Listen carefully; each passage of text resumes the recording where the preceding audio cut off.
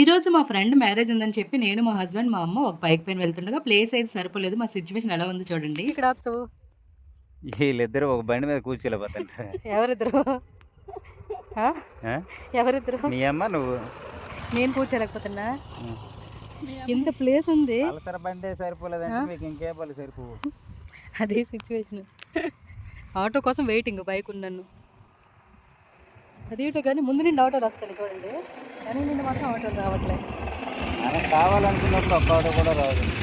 ఫైనల్గా మా అమ్మని అయితే వేరే ఆటో ఎక్కించేసి ఇంకా మా ఫ్రెండ్ మ్యారేజ్ అని చెప్పాను కదా, గిఫ్ట్ తీసుకుందామని చెప్పి షాప్కి అయితే వచ్చి, నా చైల్డ్హుడ్లో ఫ్రెండ్ అన్న పదం ఉంటుంది, లేదంటే ఈ పదంకి అర్థం తెలియదు అన్న టైంలోనైతే నాకు ఫ్రెండ్ అయింది. నా ఫ్రెండ్ అయితే మేమిద్దరం అయితే థర్డ్ క్లాస్ నుండి ఫ్రెండ్స్. ఇంకా తన గురించి చెప్తున్నాను కానీ చూపించట్లేదు కదా, ఈ గొడ్డు చూపిస్తున్నాను చూడండి. దీనికి కొంచెం లేట్ అయింది మ్యారేజ్ అవ్వడం అయితే.